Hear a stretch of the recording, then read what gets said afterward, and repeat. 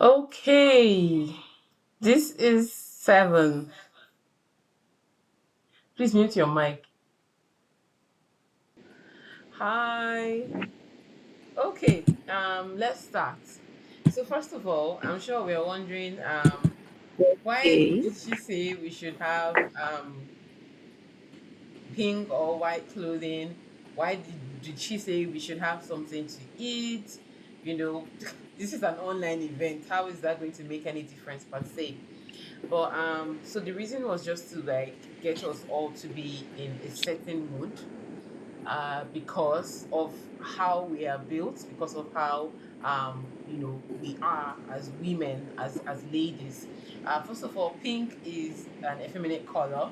It's soft, when women are known to be soft, or we are created to be soft, nurturing. And I wanted us to be in tune with that part of us, with that side of us, first of all. And then for white, if you don't have pink, at least you should have something white in your wardrobe, because white is for transparency, openness, and I want us to be as transparent and open during this session. That is the only way that we are going to be able to get value. Before I go ahead, I want to make sure that you can all hear me. Can you all hear me? Yes, we can. Yes, I Yes, can. ma. I can hear you. Perfect. Okay, let's go ahead. So, like I was saying, I talked about clothing already. I wanted us to be in the mood. You'll see why as we go on. It's important to get our psyche in on whatever it is that we're doing, so that we can relax and get the benefits of why we are here. Secondly, why did we have to have food? I hope we all have something. I have mine. I hope we all have something to munch on or drink. Yes, I ma. want to see. I want to see. What do you have? I have fruits and I a have piece cake. of meat. Oh, I see what Marian has. Are you serious, Marian? Okay, Hadiza, I see you. Vivian, Favor, I what do you have guys cake. have? Oh, perfect, Hadiza. Vivian, awesome. I can see you have a drink. If you didn't get anything, I have if you, popcorn and drink. No, my awesome. tea is coming. Okay, I have a awesome. tea coming for me. Yeah. Awesome. I see a Steph Kennedy join. I don't recognize that email. This is strictly for us. So maybe somebody's using somebody else's name ad. I'm hoping. Because this is supposed to be like a safe space. So okay. The reason we are having food. Why are we having chica? Hello. Welcome. You made it. I'm seeing some other people are here with me. Their videos are off. E.g. Rukaya. Okay. I want us all to meet each other, because we're about to do like a brief introduction. After the introductions, we can switch off our camera, because sometimes it affects the network. So maybe we can just do brief introductions, and then we switch off. But before we do introductions, why are we having food? Why is food important? This is an online event, so like, why did Nafi think of food of all things? Because when we are eating, we're relaxed. I don't. I've never seen, or I've never heard of situations where people are actually able to digest food when they are anxious, when they are not like emotionally stable. And it's important that we are emotionally stable for us to be able to delve into the conversations that we're about to have. And food is an enabler. It helps us to relax. You're munching or you're drinking something, you're not uptight, you're not fidgety. So that's why I wanted us to have something, close by. And also, as we progress, it'll be easy to just grab something in case you get, really thirsty or hungry. You can just grab something, bite on it while we go ahead. I'm hoping we can finish this within the hour. So let's start. Let me share my slide. Ah, where is it? So let's quickly do introductions. Share. Okay. You would not believe what is happening right now. You would not believe what's happening right now. I'm looking for where to share my slides. I tested this. It was on.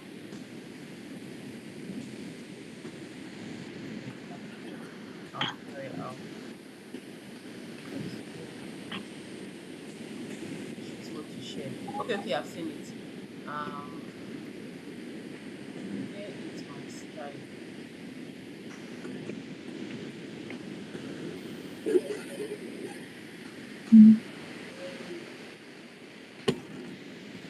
I don't know if I'm live. Are you seeing Okay, me? I've seen what I'm sharing. Okay, can you all see my slide? Yeah, Yes. can you see me? Yes, you can. Okay, awesome. Okay, You let's do can. this. So this is why we're here today. We're talking about a lady's deep love dive. Why is this so important? First of all, it's important for us to understand that as women, right from when we're babies, we're growing up, we have roles thrown at us. We have expectations thrown at us. We have all sorts of identity assignments, given to us. We have to be the ones to cook. We should clean. We should take care of our younger ones. And then as we grow up, we're told to take care of our husbands or aspire to become wives and mothers. It's very rare for you to find a woman who is actually given that head start in life and just taught to love upon herself. I have hardly ever heard of any female I've hardly ever heard of any female who had that upstart at the beginning of her life, or as she's growing up, her parents or her guardians helped her or taught her how to. Can we mute our mics, please? I can hear myself. Maybe somebody's mic is on. So we were not taught that. We were hardly given that background as we were growing up. So most of us had to figure it out as we're like adults, or maybe we're still figuring it out. We haven't still gotten there.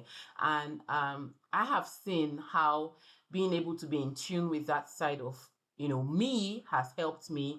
I have also experienced being in the spaces with other women who I look up to, and I have seen how they've been able to excel by just being able to nosedive into that self-love concept and reveling in that, and just being able to hit the goals that they have marked for themselves. So, before we go ahead, I want us to do a quick introduction. So, let's introduce ourselves. I don't want to know your names, though I know your names, but I don't want to know your names. I just want to know what your love language is. So, tell us your love language. Anybody is free to start. We can have anybody just from the uh anybody can start, please. Just tell us. Maybe you can start with your name so that we know ourselves. Just your first name. We don't want the whole name. Just your first name and what your love language is. And I'm hoping that we understand the term love language. So let's go. I would not start. I would like I will pick anybody. If we don't start, I'll pick anybody from the group. So please, who's gonna start? Okay, good evening, everyone. Good evening.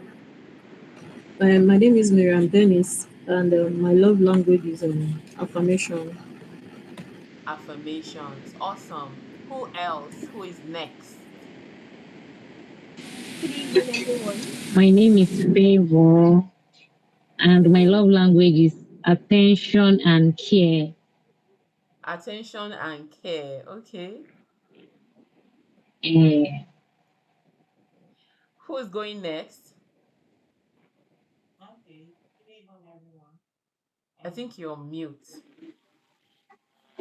my name is Ramatu. I don't know if I'm Yes, we being can heard.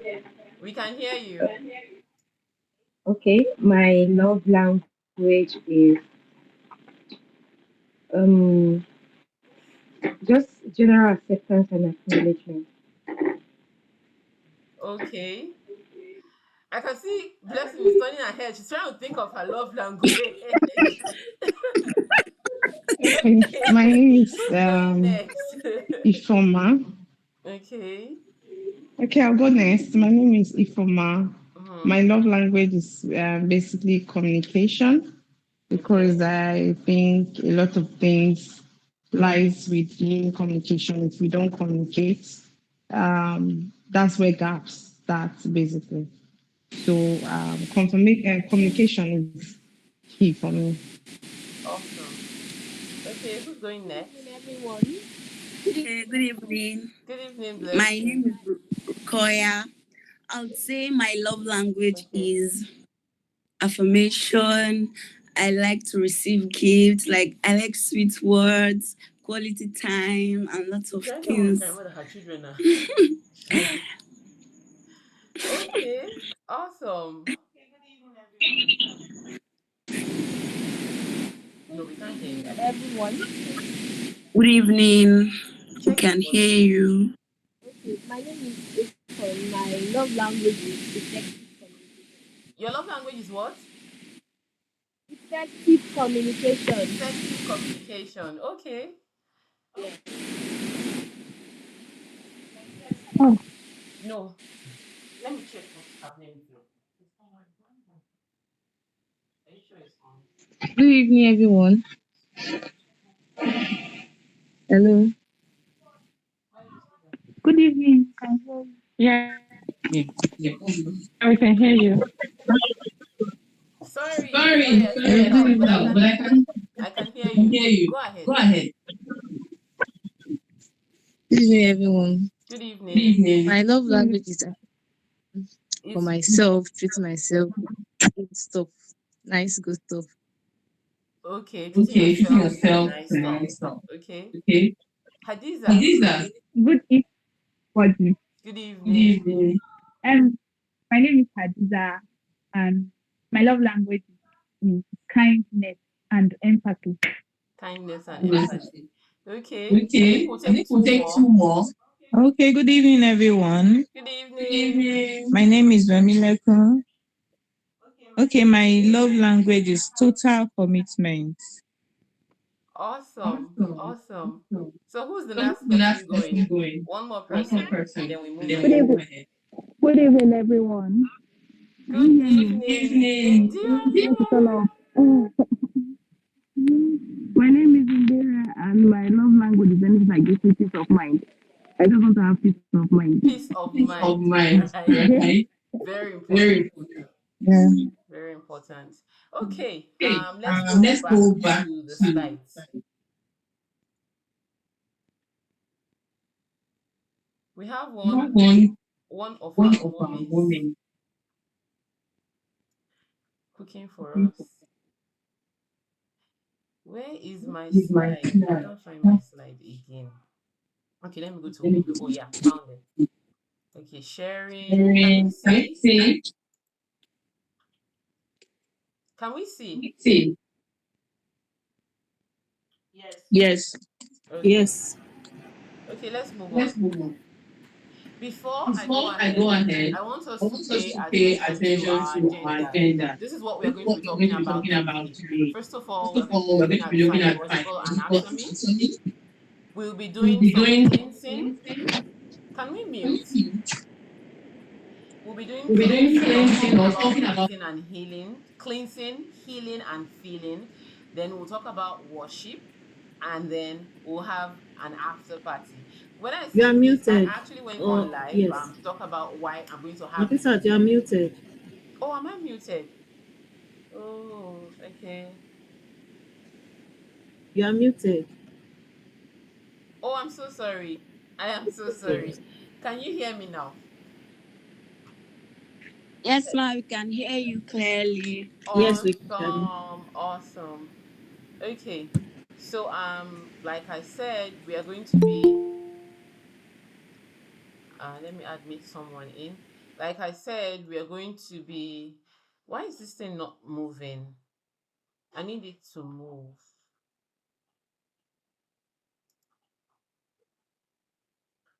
Okay. As I said, we are going to be looking at those four things on our agenda.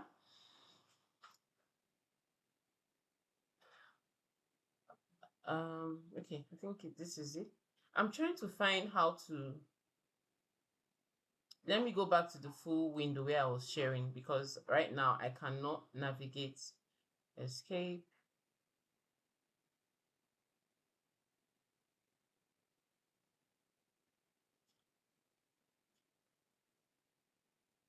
Okay. How do I put this on full? Okay, let's go. So this is, it's hanging. I don't know, my screen is hanging for some reason. Let me play. Let me play it. I'll stop sharing and then I'll start sharing again. Window. Yeah, perfect. Share. Okay, we're back on. You can see my screen, right? Okay, so I am going to play, and then there's a video right next to the agenda. I need us to listen to this as keenly as possible. Please turn up your volumes. You need to hear every word that I'm about to play. It's a video I found online, and it really spoke to me, and I think it's part of the essence of why we're having this conversation this evening. So I'm going to press play. My hope for you this year is not a passive hope. It's the active itch in the back of your throat, pulse jumping, heart racing, call to action. We can't conflate existing for living any longer type hope. I hope you realize the problem is you think you have time. I hope you learn to discipline your disappointment. You greet triumph and tribulation with the same smile. You create more than you consume. You create more than you criticize. You create more than you compare. I hope you edit your life ruthlessly and frequently. I hope you forgive yourself ruthlessly and frequently. I hope you realize that what you are will never happen again. I hope you make the shit you want to make, whether people like it or not. I hope you pub your shit harder than anyone else's. You work harder on yourself than you do on your job. You sow without expectation and reap without complaint. I hope you realize that patience is an active process. I hope you realize love is an active process. I hope you learn that habit beats inspiration. You realize four walls can't hold you. I hope you give your grief the respect it deserves. I hope you realize you are never alone in how you're feeling. You realize you're full of wounds and still standing. I hope you understand it's been done before, but not by you. You don't compromise your vision. You learn to surrender to your dreams. You don't leave the arena to the fools. I hope you know that you and your work and your voice are needed now more than ever.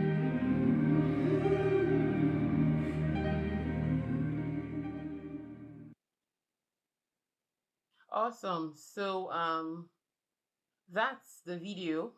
Can we all hear me? Yes, ma'am. Did we hear it, or was it playing too fast? It was kind of playing too fast, but then I had zoomed in, so I could read through the subtitle. I can't hear. I didn't hear you clearly. Okay. I said it was kind of playing too fast for me, but then I had zoomed in and I could read through the subtitle, so I was following. Okay, awesome. So anybody else has a different opinion? Was it going too fast? It's a minute and 26 seconds. So we can afford to play it again Yes, if it's it was okay. Yes, playing please very let's fast. play it again. Yeah, we Okay. don't mind if you can So, replay it Nati, please, again, ma. can you replay it? Exactly. Yes, please replay it. Thank Okay, you. I'm going to replay it again. So let's keep our Thank you, mics ma. on mute so that we can hear clearly. Okay. My hope for you this year is not a passive hope. It's the active itch in the back of your throat, pulse jumping, heart racing, call to action. We can't conflate existing for living any longer type hope. I hope you realize the problem is you think you have time. I hope you learn to discipline your disappointment. You greet triumph and tribulation with the same smile. You create more than you consume. You create more than you criticize. You create more than you compare. I hope you edit your life ruthlessly and frequently. I hope you forgive yourself ruthlessly and frequently. I hope you realize that what you are will never happen again.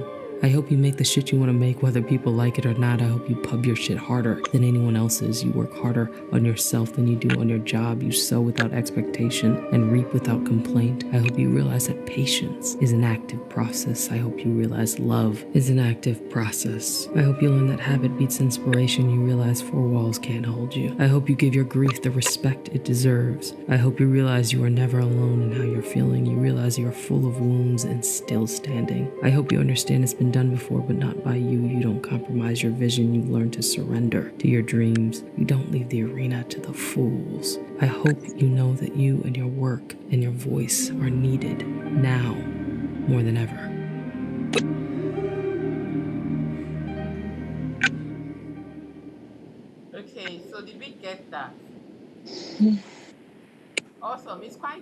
So Yes. if you like, I would share the slides after now, so you can have the video, you can have all the content that I'm going to be sharing with us, so that we can move on. So let's talk Okay. about psychological anatomy. So please put your mics on mute, so that I can I will not get distracted, and I'll focus on the conversation. If you see my slide, psychological anatomy is just asking, who am I? Look at the picture. Who are you? Let's have a talk with ourselves. How often do you even, talk to yourself? When was the last time you looked in a mirror and talked to your soul? That's the person who will be staring back at you in the mirror. Did you know that love influences everything you do? I'm sure you'll be wondering how. How can love influence everything I do? Just stay with me. I'm going to show you just how. Um, I shared something on my page today. I think this evening. When you're looking in the mirror, it's very easy to, want to toe that line of affirmations. I am strong. I am beautiful. I can do anything, and all of that good stuff. But if all you have are affirmations and you don't have anything, no proof at all of those affirmations, then you always have a lack. You always experience a lack. You always want more. You always feel that there's something missing. So it's always important to ensure that while you're saying those things, while you're saying those affirmations to yourself, you're working towards ensuring that those affirmations are true, that there's proof in your life to be in sync with those affirmations. The hardest thing in the world is to be authentic. You have to be in tune with the inner and outer you, merging both and liking the merger. Now, when you're asking who are you, when we are talking about anatomy, biologically, it's what is our make, what is our biological make, what's our genetic make. But now, psychologically, it's important that for us to be able to accept ourselves, for us to be able to really, be one with that concept of love, and be able to express it for ourselves, we have to understand what are our strengths, what are our weaknesses, how can we merge both, how can we complement both, to ensure that we are being our truest selves. When we do that, then we can begin to talk about authenticity. It's really hard to be authentic in the world that we are, merging both and liking, you know who you see and who you want to be. It's really hard. Now, it doesn't mean that when you get to that space where you're able to merge the outer and inner you become perfect. No, it's just a level of acknowledgement and acceptance. It lightens the load of choice making. How? When you have to make decisions, you can already align the impacts to goals which you have set for yourself, from the inside or outside. Let me break it down. Let's take food, for instance. When you want to choose what to eat, are you just choosing it because you want to feel the hunger pangs, or are you choosing what you're eating because you want to stay healthy, or are you choosing what you're eating because you want to achieve a beauty goal, or just because you want to belong to a particular class? Some people go, oh, I want to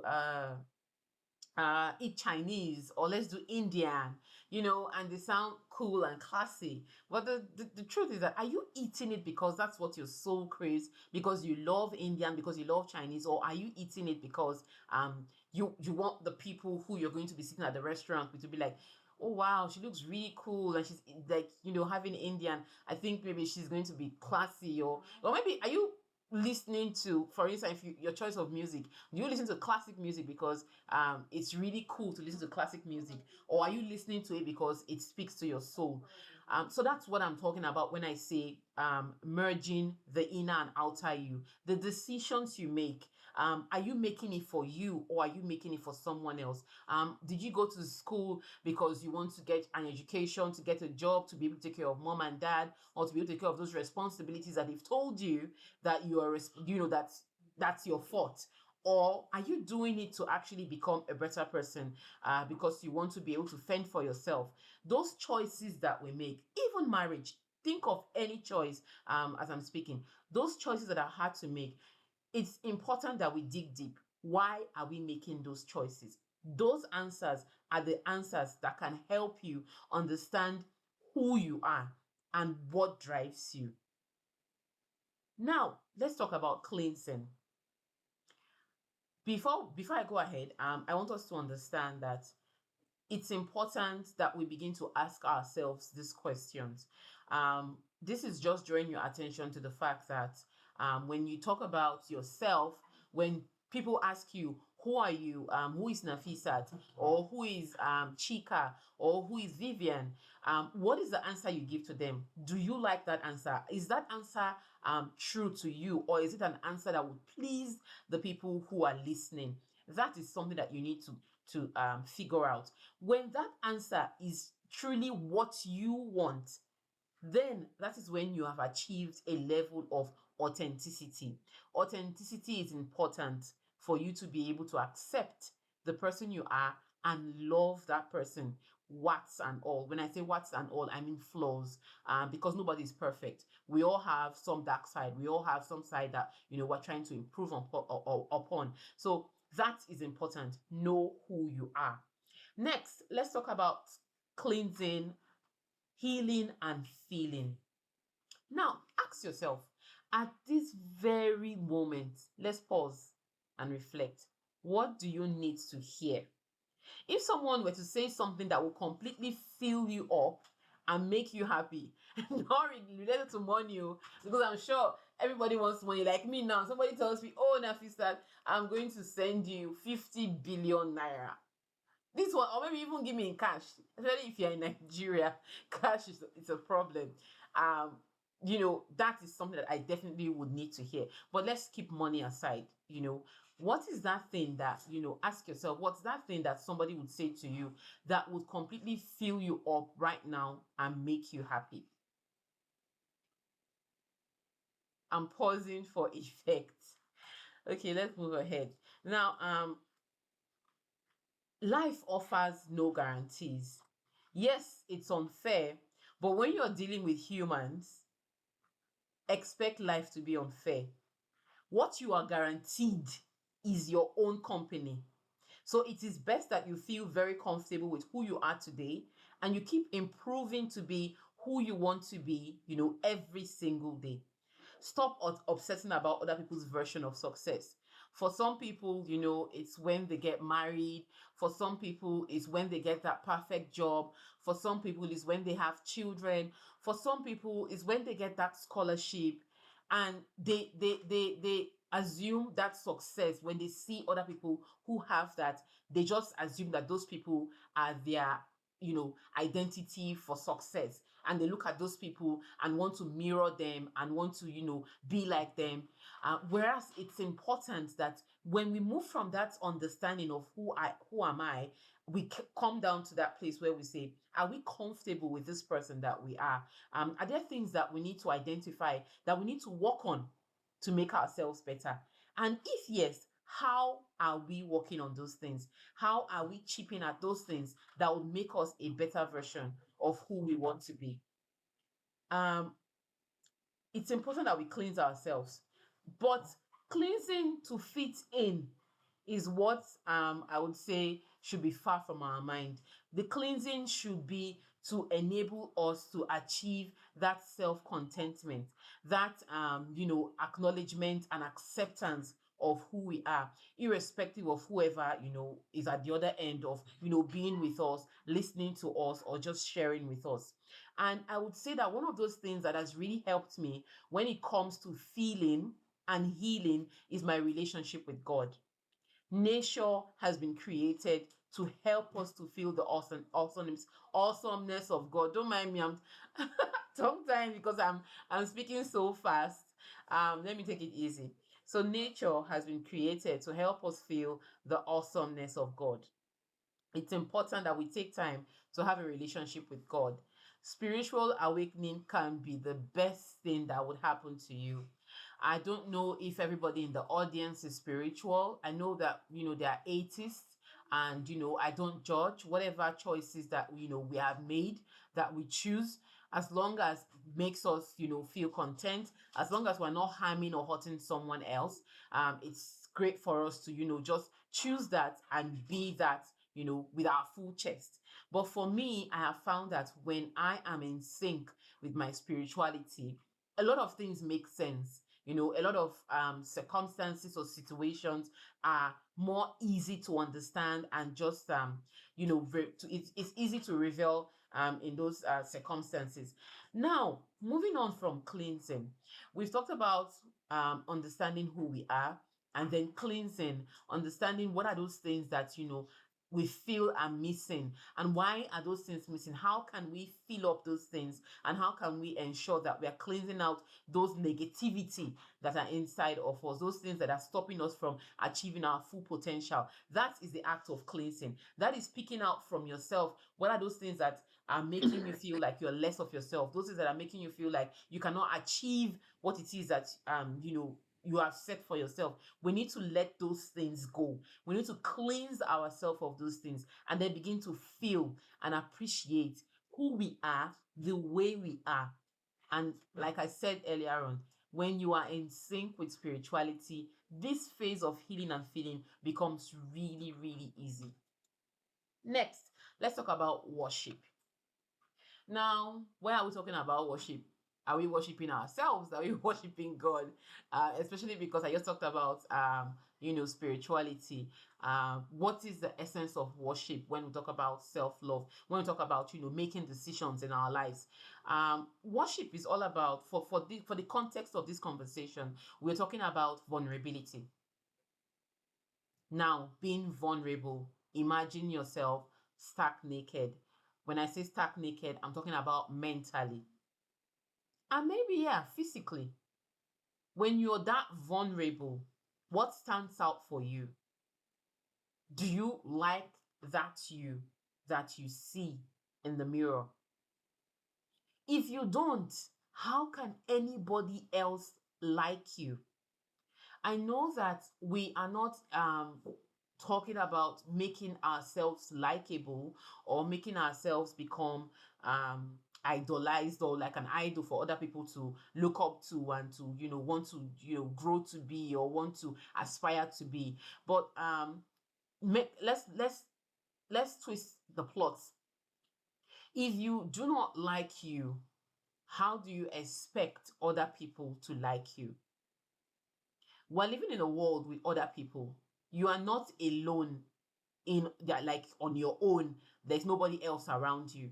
You always have to deal with people, whether within your family, whether with, in your circle, if you are working, or if you're doing business, or whatever you do, even if you're just going to the market, you will always have people around you. Now, when you're vulnerable, imagine being vulnerable with the people that you care, or the people that you're always around. Imagine being vulnerable with them. Do you think that you can achieve that acceptance? Would you be happy if people experience you in your vulnerability?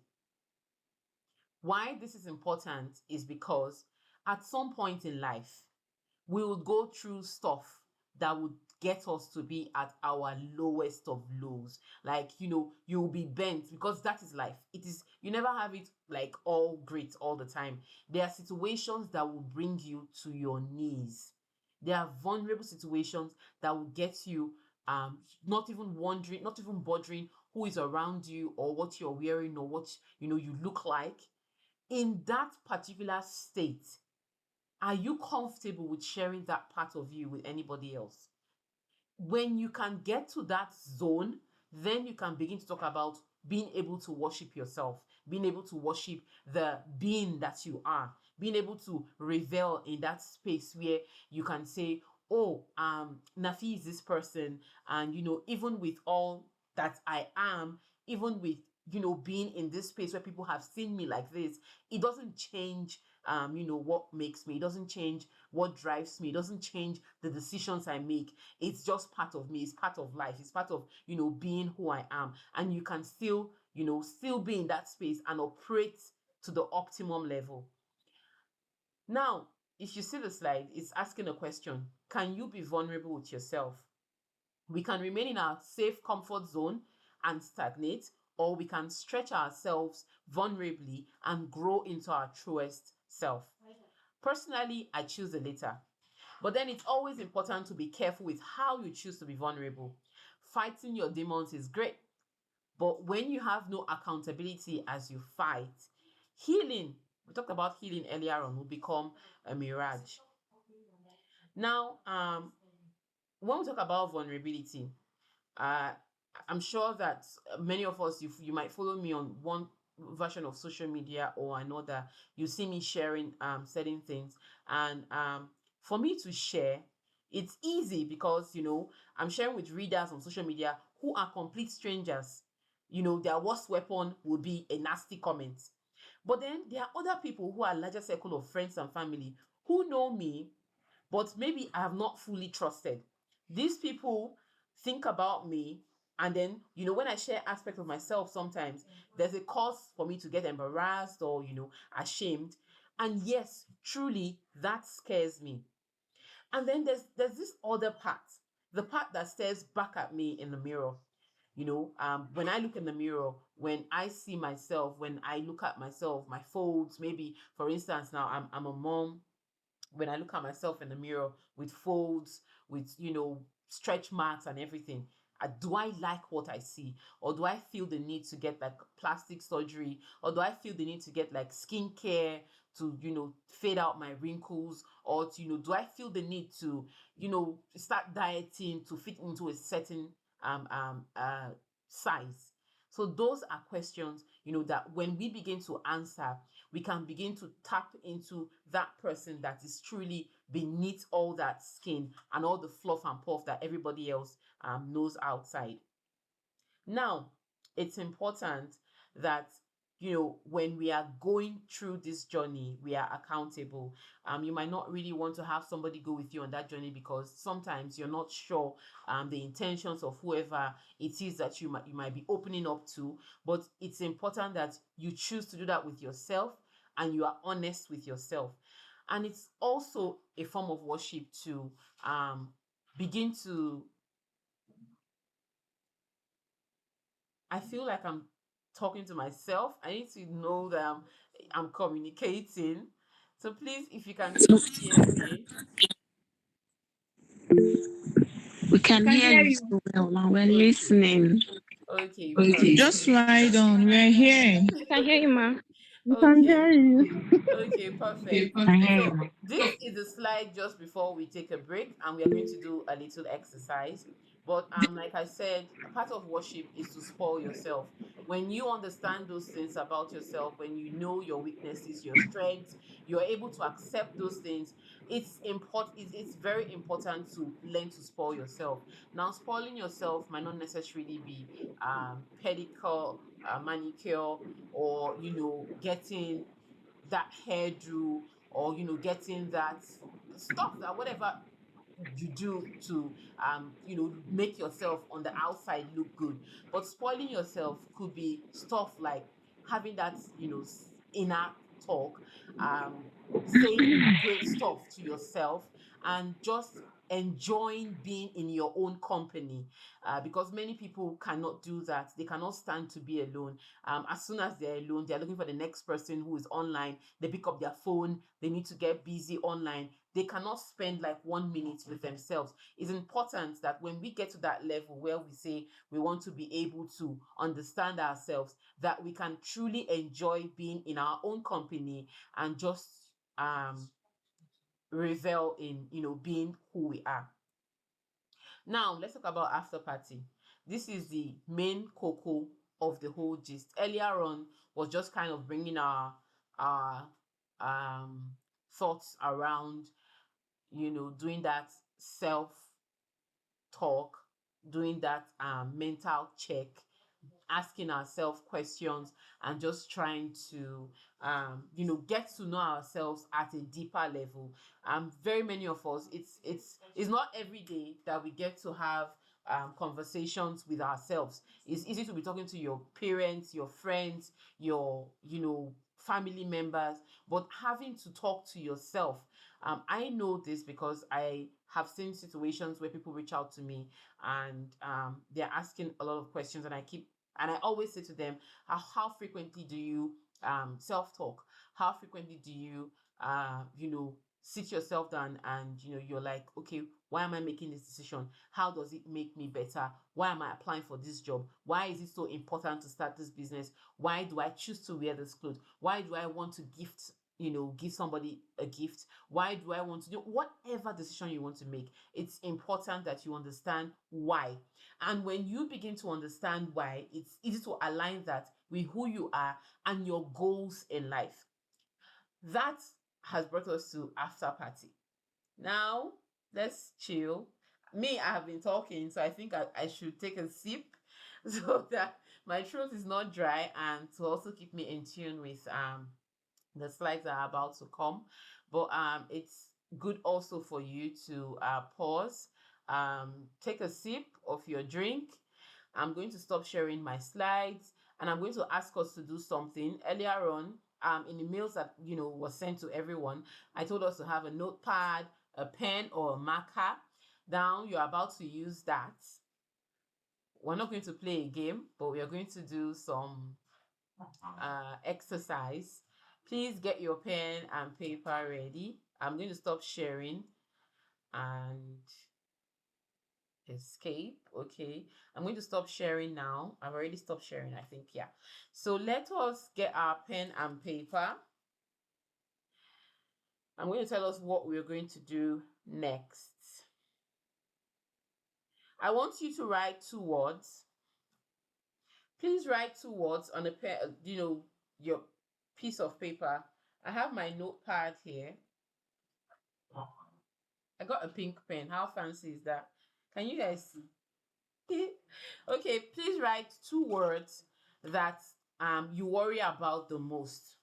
Please write 2 words that you worry about the most. Like entirely everything. When I'm not talking about just a particular aspect of your life. I'm talking about everything that makes you you. What are 2 words that you worry about the most? 2 things. 2 words to describe the things that you worry about frequently, rather. I think maybe that makes more sense. 2 words that describe the things that you worry about frequently.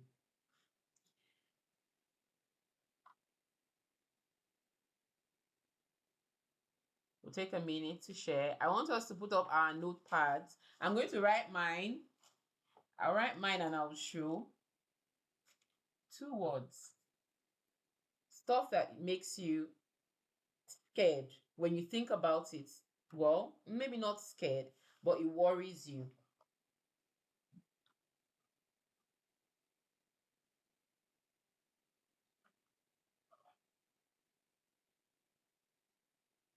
It's good to write it clearly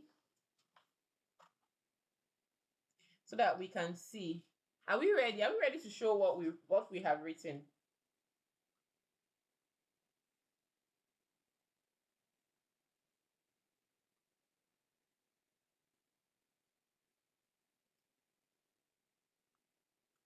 Are we ready to share? I've written mine. Oh, mine. I don't know if you can see. Hey, Bola. I didn't see you join in. Hi. I didn't see you join in. You're on mute. You're on mute.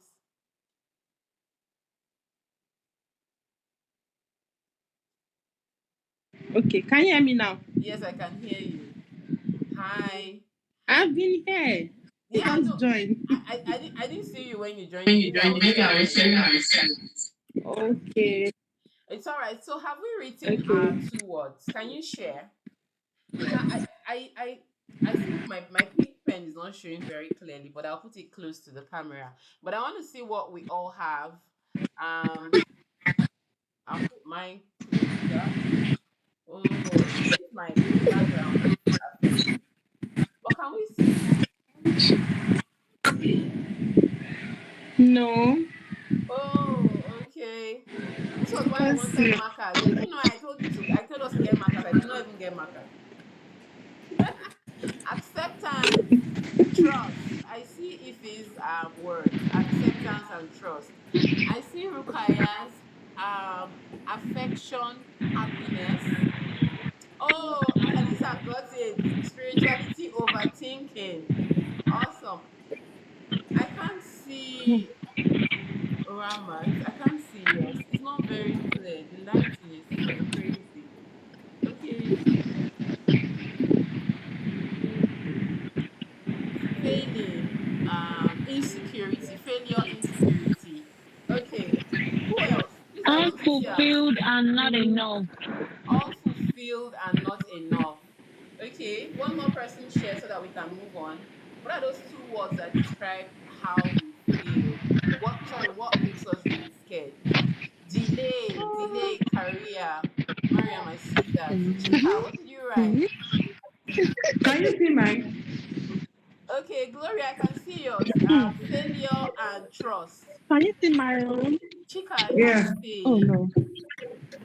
Chika, I can't see. Can you Oh can you no. can you read out? Can you read out Oh yours? no. Can you read out Okay. yours? The future and my children. Yeah, Future one is and your the children. future, then the second one is my children. Okay, future and your children. Okay. Can you hear me? Yes, I can hear you clearly. Can you hear me? Am I communicating? Yes, Yes, we can ma'am. hear you. Hear you. Perfect. So now,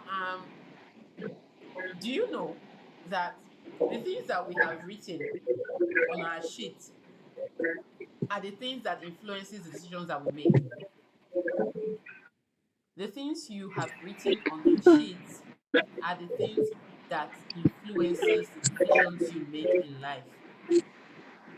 Please, can we mute?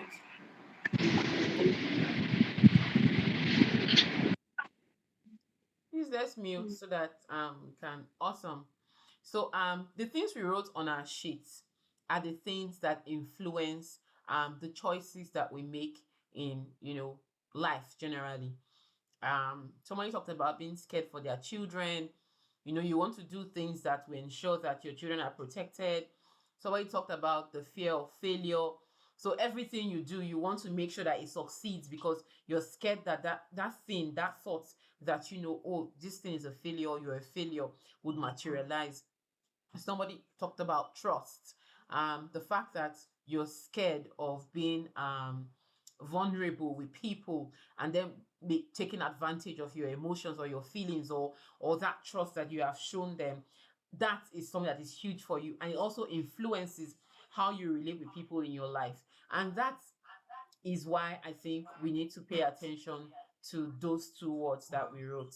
Now I'm going to show you how to ensure 4 steps to ensure that you walk around these things that you have identified that are like fears for you. So I'm going to go back to sharing my slides and we'll talk about those things. 4 steps to ensure that we are moving past um, those things that we have written down as our fears. Okay, I'm going to window. I am looking for my slides now. This thing should not do okay. Um oh no, I stopped sharing.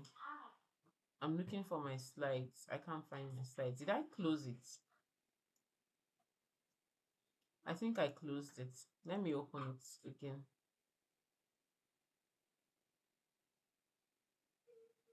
Okay, it's back on. So I will share now. Okay, so let's move on.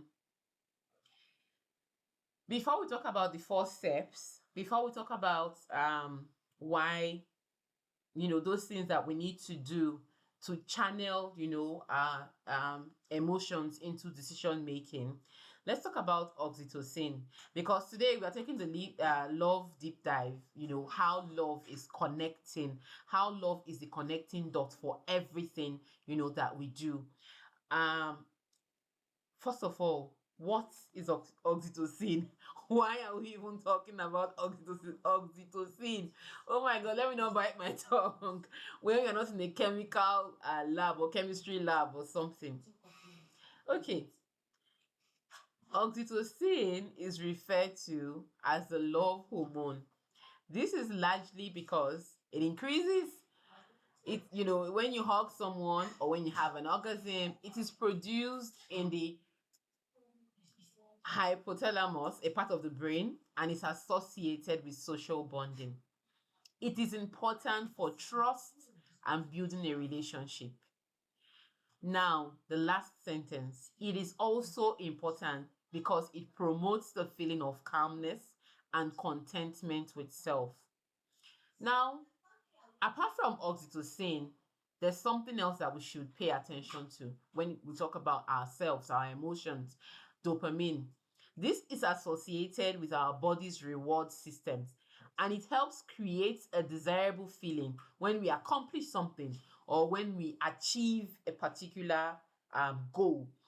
It's a feeling that we need to capitalize on when we are making decisions. A study showed that participants, when they saw a picture of someone that they loved or someone that they were romantically involved with, you know, the there was increased activity in that part of the brain that is rich in dopamine. And then when they saw somebody that was just a friend or like an acquaintance, it the level of dopamine was reduced. Why is this important? Our brain also helps us to ensure that we are working on the law of attraction, because when we are able to see ourselves doing certain things, we begin to work towards doing those things. When we want to make decisions and we are struggling with, oh, should we do this or should we not do that, and we are remembering those things that are our fears. Should I trust this person? Should I take this course? Would it make me a better mom? Would it help me provide for my children? Should I those things that we are scared of? Many of the decisions we make are linked to those things. And when we are able to tie them down to a feeling of warmth, a feeling of acceptance, it helps us to calm down and make choices that would lead to a better reward in the long run. How? You see, there's a concept known as emotional bookends, and emotional bookends can be our secret weapons when we are making decisions. The process is very simple, as taking time to identify the emotions we feel while we are trying to make a decision, and then the emotions that we feel after we have made the decision. Now, when you're looking in a rear view, oh, this thing has already happened.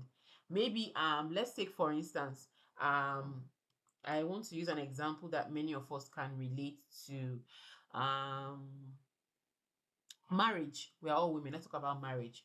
Now, before we choose to get married, we all have the type of person that we want in our mind. We all have that choice of a spouse, and we are looking forward to that thing. And that choice that we have in our head, alongside the fear that we have, maybe that fear could be from seeing our mom go through particular challenges in marriage, or from seeing our parents have a very beautiful marriage, and that has made us to say, oh, this has to be my yardstick in marriage. This has to be something I'm looking forward in my relationships. And this becomes a concept for us. And it also helps us when we are making decisions, when we are making our choice of who our life partner should be. It's either for or against those things that we hold very dear. Now, when you're looking at that decision, when you're looking at it in your face, what you're about to do, and then after you have done that, that's in between. That in between of making the decision and after you have made that decision is the concept of emotional bookends. Now, we're talking about looking at the decision itself. What do you see? Do you see your life being better and satisfying after making a decision, or do you see your life getting worse off after making that particular decision? Before we go ahead, this is another video that I want us to begin to let's think about it, and let's look at it and see how it affects this conversation that we are having. I'm going to play it. put on increase volume, and here we go. This is not fucking rocket science. The major mistake that we make in life is we think that when our problems are big or there's an enormous gap between where you are and what you want, that the little shit won't make a difference. When you get the little things right in your life, you get your ass out of bed, you get moving, you keep moving, you interrupt the negative stuff you say to yourself, you spend more time with positive people, you eat food that makes you feel good, you say nice things to yourself, you chip away at the little stuff that starts to lead you toward what you want. I hope that was clear. So basically, how does this link to making decisions? Looking at where you're going to, and then what could happen after you've made the choices that you want to make, whatever decision it is. Now, let's look at a 4-step exercise which allows our thinking to channel our emotional, part, so that we don't make reactive choices. Number 1, identify the decision that you need to make. When we are trying to solve a problem or we are trying to make a decision, we often sort through conflicting information in addition to our feelings. Why should I marry this person? Why is this person important for me? We are thinking about conflicting information. So the first thing you need to do is to identify, what is that decision? Are we deciding to get married because it is what aligns with our soul at the time? Now, I'm using marriage as an example. It could be anything. It could be taking a course in school. It could be, getting a new job. It could be wearing a dress. As simple as wearing a dress. Are we wearing that dress because we want to impress somebody, or are we wearing it because we want to look a certain way, to conform to a certain culture, or are we wearing it because we are comfortable in it? You need to identify the decision you're about to make. That is step 1. Now, step 2, identify how you feel about the decision you have to make. Now, we are yet to make the decision. First thing is, because when we are having that conflicting feelings, we have to make a decision. Now, identify, first thing, I'll go back. First thing is identify the decision you need to make. Then the second is, how do you feel about that decision? Do you feel excited? Do you feel wary? Do you feel scared? Or do you feel angry? Whatever decision it is. I was talking about marriage earlier on because we're all ladies and many of us can relate to that. So I think I'll continue using that. So when we talk about marriage, how do you feel about making that decision? Do you feel excited, like, yay, this person has been in my life and now they're asking me to get married to them, or I'm waiting for them to ask me, or why is that marriage, why is that thought of marriage important to you? Or let me not use marriage, I want to use something more and I okay, let me stick with marriage because that's really easier to walk around. But why is that thing important? How do you feel about that choice? Do you feel excited? Do you feel scared? Consider emotions as you contemplate making that big decision. What is the dominant emotion you're feeling? Is it fear? Is it anxiety? A sense of being overwhelmed or perhaps excited with the opportunities ahead after you make that decision. Are your feelings based on previous experiences or other sources of information? These are questions you need to ask yourself. Naming our feelings can help create a little space between our emotions and our actions. Why? Because you gain a distance that allows you to examine the emotion and to acknowledge feeling it without letting the emotion drive that decision, replacing conscious thoughts and actions. Because when we talk about making decisions around the thought of love, because we have identified what makes us tick, we have identified those goals that align with our well-being, those goals that make us the awesome person that we want to be, and now it's time to make a decision. Does that decision align with that person that you've told yourself you are? That's something that would help us to know whether this decision is the right thing to do. Because at the end of the day, you have to separate your emotions from the reaction that you're feeling or the reaction that you're expecting. Name your feelings. Is it anger? Is it excitement? Is it, fear? Is it anxiety? And then distance that emotion by, distance your emotion from what you're feeling by acknowledging that, okay, this is what I'm feeling, but then what is the best for me in this situation? Now, moving on, visualize your success and how it feels. Imagine that you've made a successful decision. Now, you've not made a decision yet. You have identified your decision. You have also identified the feelings that are dominant while you're about to make that decision. And then you are visualizing, okay, if I choose to take this course, if I choose to get married, if I choose to make that social media post, or if I choose to maybe get into this marriage, how would it make me feel? Would I feel better? Would it make me happy? Would it make me content? Would it make me feel that realization of self?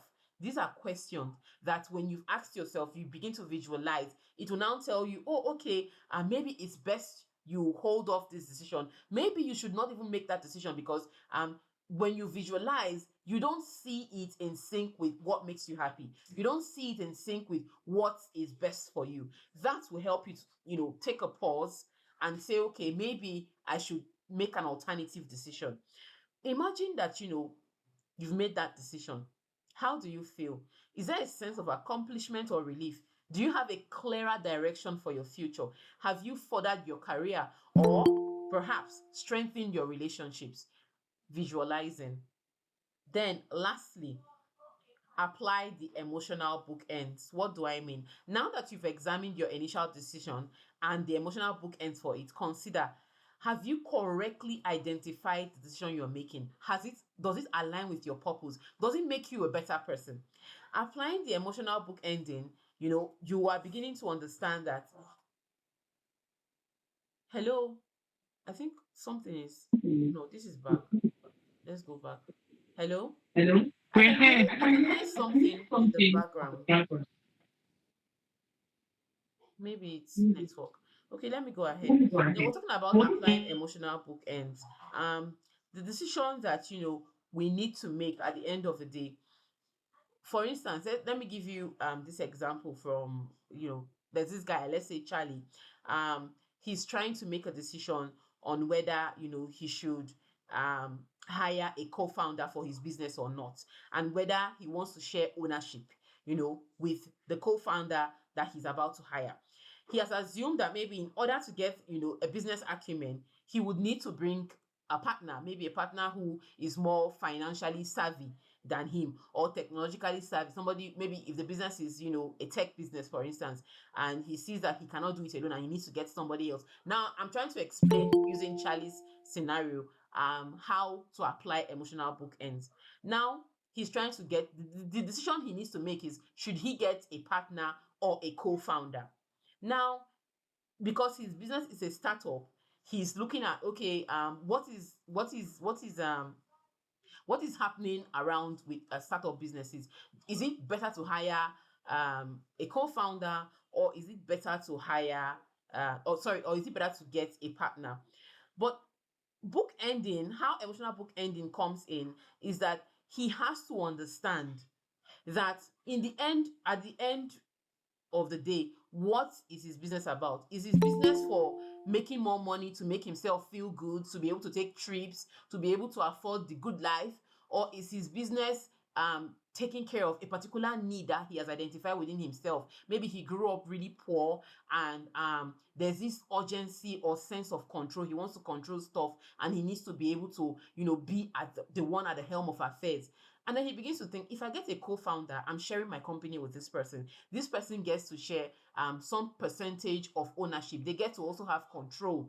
And at the same time, if I get a co-founder, they don't get to share just control. They also get to share profits. They get to share losses. And that decision is something that he has to make, aligning himself to those things that he has identify as his weaknesses or strengths as a person. Now he has to also understand, does it make me feel better? Does it make me feel happy? Does it make me feel sad to get somebody on board? And naming those feelings, he now begins to separate his emotions from the decision he has to make. At the end of the day, when he realizes that there are other ways to get the business acumen that his company needs, he will now decide to, okay, I don't really need a co-founder. Maybe I just need to hire a staff who can handle this particular aspect for me. And then that decision could be a short-term decision or a long-term decision. And at that point where he's making that final step, he is now beginning to see, okay, I don't have to really, put all of my eggs in one basket. I don't have to, be that person who is deciding whether to control the whole company or whether I want somebody to be able to, assist me to make profit. At the end of the day, he chooses what aligns with his person and what aligns with his goals as a business owner. Emotional book ending helps you to name and tolerate your emotions instead of burying them or running away from them, so that you can better identify and make the real decision, which can help you move your future with clarity and confidence. Now, all of these things I'm talking about is really technical. How does that apply to us? How does that apply to me? How does that apply to the choices that I'm making as a person? When we are able to identify our emotions and we understand ourselves, we know our strengths and our weaknesses, we are now in a better place to be able to choose what is best for us, to be able to begin to identify what works for us. I was telling somebody the other day, in life, many times we make choices based off what we see other people succeeding at.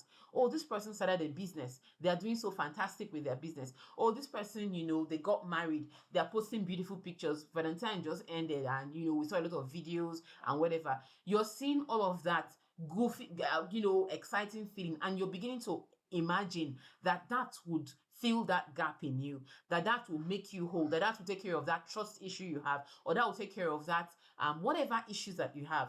Whereas you're refusing to identify the original problem, the original issue that you have with yourself.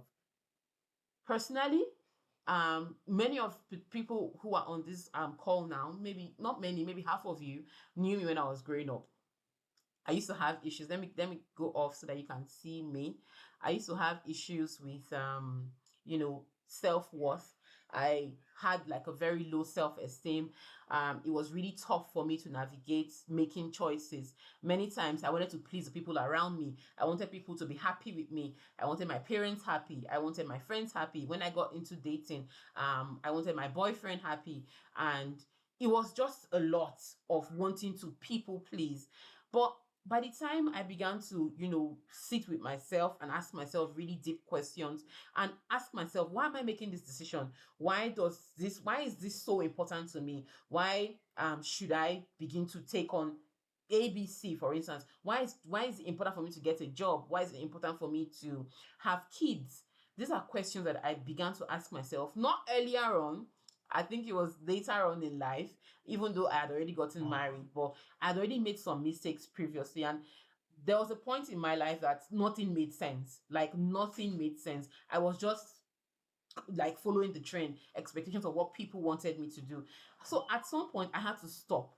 And I started asking myself, those questions. And that led me to one, understanding who I am, my strength, my weaknesses, and how it affected the decisions that I was making.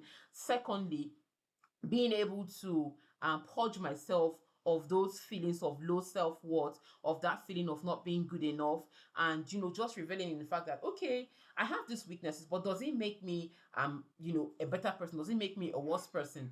And it enabled me to move on to that place of fear to that place of confidence. Like I was so scared. I used to be so scared that I'm talking to you now, but standing in front of a crowd and addressing them, I'm wondering, am I saying what they want to hear? Am I making sense? Even though I am knowledgeable about what I want to say, but that fear was in between me and my delivering, as in delivering whatever topic I wanted to deliver. And also because I'm also thinking, am I looking good enough? Did I wear the right clothing? All of these things will be in my head and I'm not able to deliver the way I should deliver. But when I began to understand that, okay, you make mistakes and you move on. And I began to accept. And that acceptance led me to a high level of being confident, led me to, okay, these are the things that I need to work on that are not perfect. And these are the things that are great about me. How can I merge the two to enable me make decisions that will be good for me, to enable me become that person that when I look in the mirror, I'm like, girl, you're doing okay. That was important for me, and that has helped me to be able to move through life to the stage that I am in currently. Lastly, lastly, I also have put in place a particular concept, which was the last slide that you were saying, called STAP. STAP. I'm going to share that very quickly so that we can see what that means in decision making. That was very important for me, and it has helped me a lot. So let's go to that slide. Stop, share, touch, appreciate, and pray. This step was very important for me as I was navigating through, making decisions that I wanted to make to be able to make a change for myself. Now, sharing. This is talking about, sharing with yourself. How am I feeling right now? What is stopping me? What am I scared of? What are my fears? What are my worries? And then touch myself. You have to learn to touch yourself and like and begin to like what you touch, because that will come from it, that level of vulnerability. You already have assessed your vulnerabilities and you've accepted them, and you can hug yourself. It's very important that we learn to do that for ourselves, because when we are able to do these things for ourselves, getting it from somebody else, it's going to be like, yay, but it will not be like the big thing for us because we are already doing it for ourselves. So touch yourself, hug yourself, begin to get in tune with that, mentally and physically. You're touching, you're feeling. How do you feel about your skin? How do you feel about your body? How do you feel about, that person that you're touching? It's important to be able to do that once in a while. I saw somebody who said that they used to do yoga, and when they do yoga, they self-touch. They feel themselves. They touch their face. If you saw my first notes to you after you signed up, I told you touch your smile. And I'm sure you'll be wondering, why should I touch my smile? Like, when I know the craze. But the truth is that many times those things that we see as, like, weird or crazy are the things that help us to be more in tune with ourselves. If you've not been doing that, I think you should start doing that, and share your experience with me privately later on. Begin to touch yourself. And when I say touch yourself, I don't mean in a sexual way, because I've repeated that, and I'm beginning to think, okay, I hope you understand what I mean. But I mean in a loving manner. I talked about hugging, just feeling on yourself and appreciating what you're touching. Your smile. Do you know what your smile feels like? It's easy for you to see it in the mirror and be like, yay, I think my smile is fantastic. But have you touched? And then next, appreciate. Flaws and all. Begin to understand that, okay, this is how I am. This is how I was created, and this is, what I have to work with. This is the body, the mental capability, the everything that God has given me to work with. So you have to appreciate you. When you appreciate you, it's going to be very easy for, okay, let me admit this person. When you appreciate you, it's going to be very easy for others to begin to see that, oh, okay, what's fantastic about this person? Why does this person, think they're so, like, it? And then lastly, pray. I talked about the spirituality aspect of, being in tune with ourselves, and how nature has, brought about our closeness with God. I'm one person who enjoys. Okay, I think it's hello. Hi. Hey, you man. Okay. My screen is freezing, so I thought I, lost everyone. So like I was saying, prayers are very important for me. It helps me navigate, because so many times, even with all the self-love, making right decisions, sometimes you just don't get it right. Sometimes stuff just happens that you're like, but I followed it to the T, but I did this, but I did that. Why is this happening? So it's always very important to ensure that we get it's always very important